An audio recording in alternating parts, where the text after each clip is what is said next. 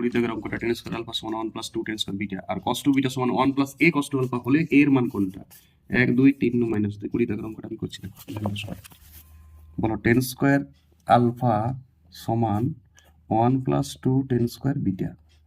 আর একটা সোর্স দিয়ে আছে cos 2 বিটা, এটার সাথে আমি এটাকে তুলনা করব জাস্ট a cos 2 আলফা, এটার সঙ্গে এটা তুলনা করব। আমাকে দরকার এই এর মানটা কত, এখানে যেটা সাফিক্সে গুণ আছে এটা একটু দিকে দেখো, এর মানটা দরকার। দুটাই সোর্স দিয়ে আছে, বইটা খুলো 20 দাগের অঙ্কের উপরে।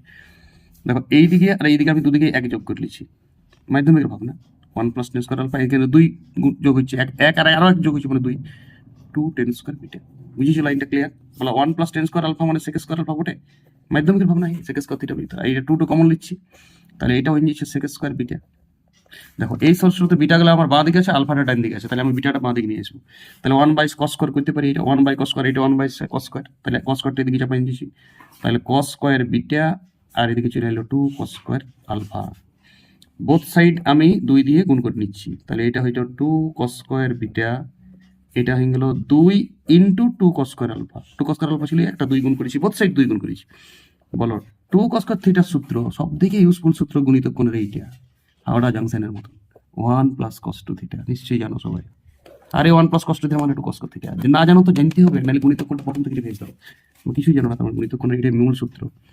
এইটা হচ্ছে 1 প্লাস cos 2 বিটা, এইটার ভিতরটা কত হয়ে গেল 1 প্লাস cos 2 আলফা।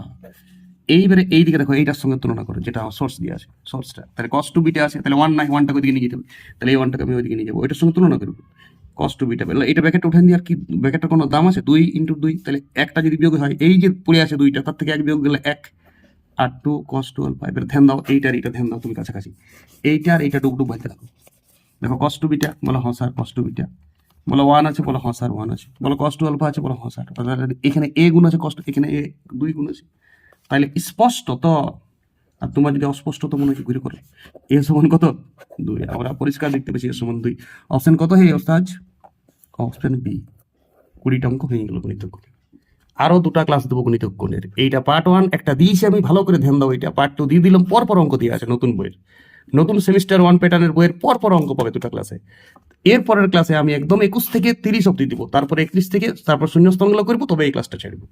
অংশকোণ আর আমাকে লাগবে না, অংশকোণ তুমি একাই ধেসে দিবে, গণিতক কোণেরই তো ডুপ্লিকেট, গণিতক কোনটাই প্র্যাকটিস করবে তুমি অংশকোণে, একই লেসেন 2টা প্র্যাকটিস করো, অনেক হলিফলি খেলে প্র্যাকটিস করো, হলিফলি খেলে পড়তে বসে।